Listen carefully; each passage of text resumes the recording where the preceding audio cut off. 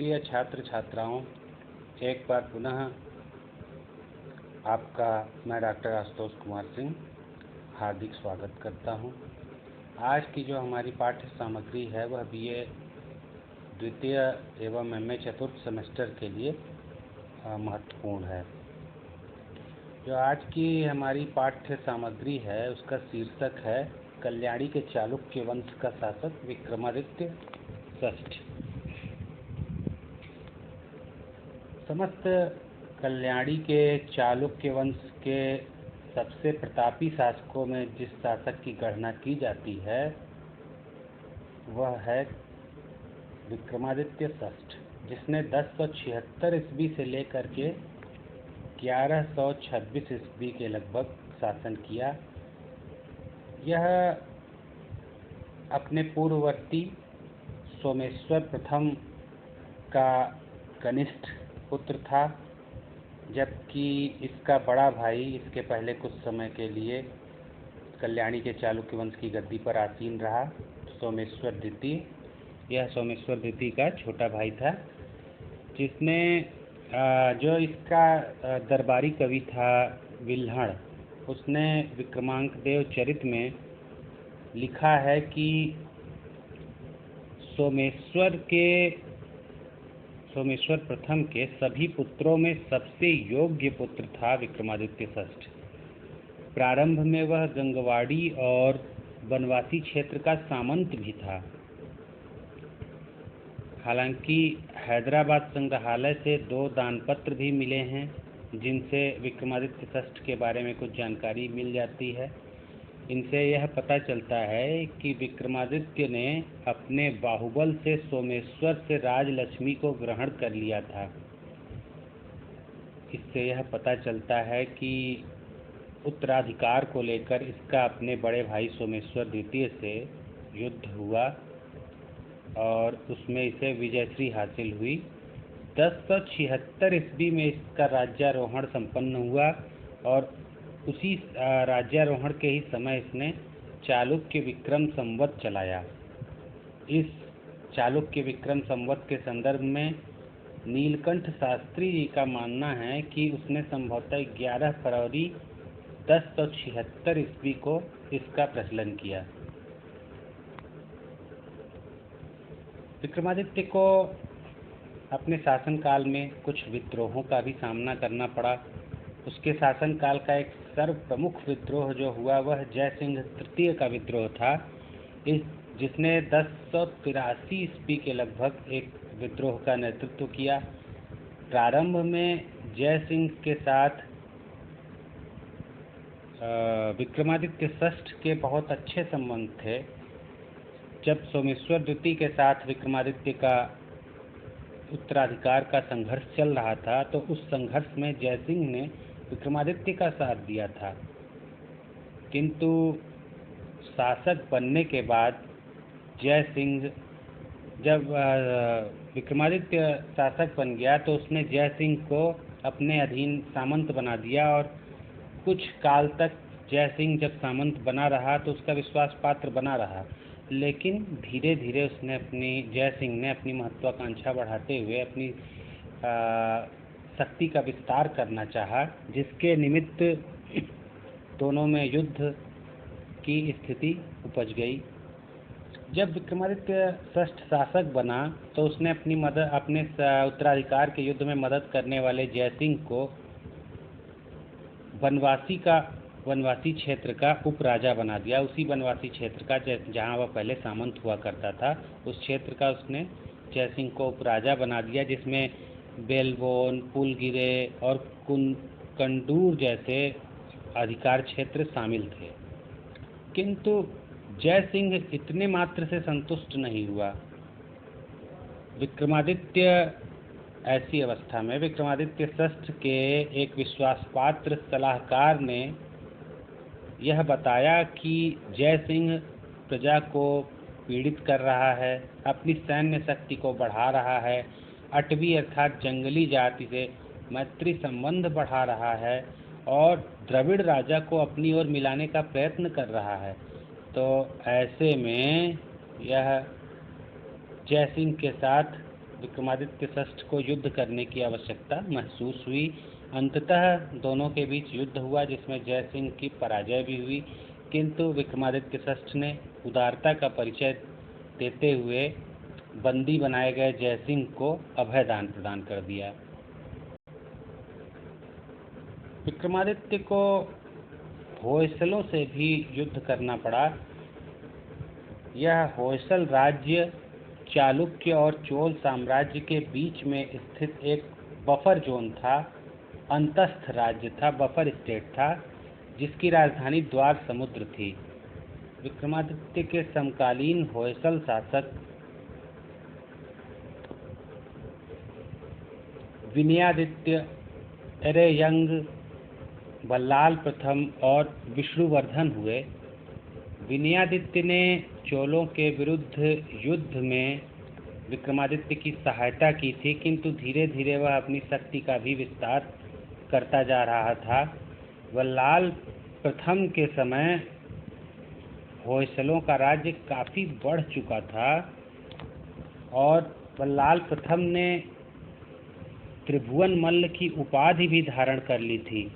बल्लाल प्रथम का छोटा भाई बिट्टिग था, जो विष्णुवर्धन के नाम से गद्दी पर बैठा, और इसने ही सर्वप्रथम होयसल वंश को सामंतीय स्थिति से मुक्त करके स्वतंत्र कर दिया। 1116 ईस्वी में गंगवाड़ी के चोल प्रांत पर इस विष्णुवर्धन ने अधिकार कर लिया और इसके साथ ही पांड्यों और कदम्बों के सहयोग से कृष्णा नदी तक के चालुक्य राज्य को भी जीत लिया। ऐसी अवस्था में कल्याणी के चालुक्य नरेश विक्रमादित्य को होयसलों के खिलाफ अभियान करना पड़ा। इस अभियान में विक्रमादित्य द्वारा अपने सेनापति जगतदेव को विष्णुवर्धन का सामना करने के लिए भेजा गया। यह जगतदेव मालव नरेश उदयादित्य का पुत्र था। इस युद्ध के बारे में जो विवरण प्राप्त होते हैं वह दोनों पक्षों का अपना दोनों पक्षों के जो साक्ष्य हैं वह अपने अपने पक्ष की ओर झुके दिखाई देते हैं। हालांकि जो होयसल लेख मिलते हैं उसमें इस युद्ध का थोड़ा अतिरंजित विवरण मिलता है, जिससे यह पता चलता है कि विक्रमादित्य की सेना और होयसलों की सेना के बीच भयंकर युद्ध हुआ, जिसमें अंततः विष्णुवर्धन का पलड़ा भारी रहा। लेकिन वास्तविकता जो दिखाई देती है वह यह कि प्रारंभ में विष्णुवर्धन को सफलता मिली होगी, जिससे विक्रमादित्य को अपने सेनापति जगतदेव के स्थान पर स्वयं युद्ध के लिए आना पड़ा होगा और विक्रमादित्य ने सर्वप्रथम पांड्यों तथा कदम्बों को इस युद्ध में आकर पांड्यों और कदम्बों को अपनी ओर मिला लिया और फिर विष्णुवर्धन की सेनाओं से कई युद्ध किए। श्रवण बेलगोला से प्राप्त लेख, जिसकी तिथि 1118 ईस्वी की है, इससे पता चलता है कि विष्णुवर्धन के सेनापति कर्डेगल ने रात्रि के समय जोरदार आक्रमण कर विक्रमादित्य की सेना तथा सामग्रियों को भारी क्षति पहुंचाई। यह कर्डेगल जो है विष्णुवर्धन का सेनापति था, इसने विक्रमादित्य की सेना को भारी क्षति पहुंचाई, किंतु अंततः चालुक्यों को सफलता मिली। विष्णुवर्धन को अपने राज्य से बाहर निकाल दिया गया। विष्णुवर्धन के सहायकों को भी दंडित किया गया। गोवा क्षेत्र को लूटा गया। विक्रमादित्य को उसके दो सामंतों जगतदेव और अचुगी द्वितीय ने बहुत सहायता की थी। सिंध लेख में भी विक्रमादित्य की इस सफलता का विवरण मिल जाता है। 1122-23 ईस्वी में विक्रमादित्य को जयंतीपुर तथा बनवासी के एक स्कंधावार में देखा जाता है, जिससे उसके दक्षिण में होयसलों के विरुद्ध युद्ध में स्वयं मोर्चा संभाला जाना प्रतीत होता है। इस प्रकार विष्णुवर्धन विक्रमादित्य के जीवन काल में अंततः उसके अधीन रहने को विवश हुआ। विक्रमादित्य ने विष्णुवर्धन की उपाधि भी धारण की। इसके अतिरिक्त विक्रमादित्य ने मालवा क्षेत्र के विरुद्ध भी अभियान किया। एक तो मालवा क्षेत्र पहले से ही अपने आंतरिक झंझावातों से परेशान था। ऐसे में विक्रमादित्य को मालवा क्षेत्र पर आक्रमण करने के लिए अनुकूल परिस्थितियां मिल गईं। मालवा क्षेत्र में उत्तराधिकार का युद्ध चल रहा था। गुजरात के चालुक्यों का आक्रमण हो चुका था। मध्य भारत के चेदियों से भी आक्रमण हुआ। इन सब कारणों से मालवा में अराजकता का जो माहौल था उसका फायदा विक्रमादित्य ने उठाया। भोज की मृत्यु के बाद अपने पिता के कहने पर विक्रमादित्य ने मालवा की राजनीति में हस्तक्षेप किया और जयसिंह को वहां का राजा बना दिया। जयसिंह का पुत्र उदयादित्य था, जिसके रायबाग अभिलेख से विक्रमादित्य की विजयश्री का पता चल जाता है। उदयादित्य के 3 पुत्र थे, लक्ष्मण देव, नरवर्मा और जगत देव, जिनमें मालवा की गद्दी को लेकर आपसी उत्तराधिकार का संघर्ष छिड़ा और पुत्रों के इस उत्तराधिकार के युद्ध में जगत देव को विक्रमादित्य की सहायता से राजा बना दिया गया। विक्रमादित्य षष्ठ ने कल्याणी पर अपनी स्थिति सुदृढ़ करने के पश्चात चालुक्यों की एक अन्य शाखा, जो उनकी पूर्वी शाखा थी, वेंगी की शाखा, उसका भी अधिग्रहण कर लिया। विक्रमादित्य के शासन के आरंभिक काल में वेंगी पर चोलों का आधिपत्य था। 1092-93 ईस्वी में विक्रम चोल ने इस पर अपना आधिपत्य स्थापित किया था। कलिंग के शासक ने कोलनु अर्थात कोल्लेरू झील के सामंत की सहायता से विद्रोह कर इस क्षेत्र में वैमनस्य के बीज बो दिए थे। यद्यपि इस विद्रोह को कुचल दिया गया, किंतु ऐसा माना जाता है कि इस विद्रोह को कुचलने में विक्रमादित्य का ही हाथ रहा होगा। 1118 ईस्वी में कुलोत्तुंग ने विक्रमचोल को वापस बुला लिया। वेंगी में अराजकता का माहौल व्याप्त हो गया और इसी का लाभ विक्रमादित्य ने उठाया। उसने अपने सेनापति अनंतपाल को वहाँ का शासक नियुक्त कर दिया। हालांकि इसके लिए संभवतः उसे कई युद्ध करने पड़े रहे होंगे। इसके अतिरिक्त भी विक्रमादित्य कुछ अन्य महत्वपूर्ण विजयों की जानकारी कुछ अभिलेखों और साहित्यिक साक्ष्यों से प्राप्त होती हैं। जैसे कि जो उनकी अन्य विजयों की जानकारी मिलती है, इसमें बताया गया उसने कोंकण क्षेत्र के पांड्य शासक कामदेव को, जो कि उसका सामंत था, पराजित किया था। फिर करहाटक के शिलाहारों को पराजित किया, नासिक के यादवों को और अनुमकोंड के काकतीय शासकों को उसने पराजित किया। कुछ लेखों से उसके कश्मीर, नेपाल, सिंध, गुर्जर, आभीर यानी कि यादव क्षेत्र, तुरुस्क यानी कि गढ़वाल और मरु यानी राजस्थान वाला क्षेत्र, बंगाल का क्षेत्र और विदर्भ आदि पर भी विजय के उल्लेख मिलते हैं। विल्हड़ के विक्रमांक देव चरित्र से पता चलता है कि उसने मलय पर्वत, चोल, परमार, गौड़, कामरूप, केरल, कांची, वेंगी, चक्रकूट आदि की भी विजय की थी। विज्ञानेश्वर ने बताया है, जिन्होंने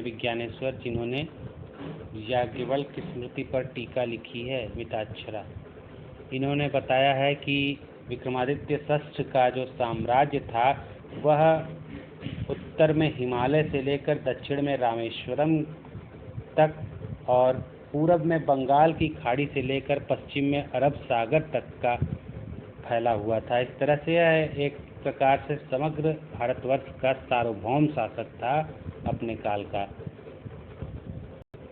जहाँ तक कि इन सामरिक उपलब्धियों के अतिरिक्त कुछ अन्य उपलब्धियों की बात की जाए और विक्रमादित्य षष्ठ के मूल्यांकन किया जाए तो हम पाते हैं कि वह एक बहुत ही प्रतापी शक्तिशाली शासक था। वह एक कुशल योद्धा था, साम्राज्य निर्माता था, साहित्य तथा कला का महान उन्नायक था।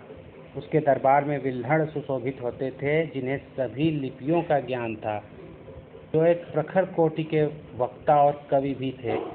उसके दरबार में योग्य सेना नायकों तथा सामंतों की सेवाएं प्राप्त होती थीं, जैसे अनंतपाल, गोविंद, नम्बिदंडाधीश, नारायण, लक्कन आदि उसके दरबारी सामंत हुआ करते थे। विक्रमादित्य की कई रानियों ने भी शासन कार्य में भाग लिया था, जिनमें लक्ष्मी महादेवी, मलयमती देवी, सांवल देवी, मैलल महादेवी आदि के नाम गिनाए जाते हैं। उसने विक्रमपुर नगर की भी नींव डाली और एक विष्णु मंदिर का निर्माण करवाया, एक विशाल झील का निर्माण करवाया। निर्मंड ताम्रपत्र से ज्ञात होता है कि उसने ब्राह्मणों को अग्रहार अर्थात ग्राम दान दिए और नर्मदा तट पर तुला पुरुष दान भी संपन्न कराया। उसके राजगुरु के रूप में वाम राशिदेव और अनंत शिवदेव जैसे प्रखर विद्वज्जनों का उल्लेख मिलता है। उसके दरबार में विल्हड़ और विज्ञानेश्वर जैसे प्रख्यात विद्वान उसके दरबार की शोभा बढ़ाते थे।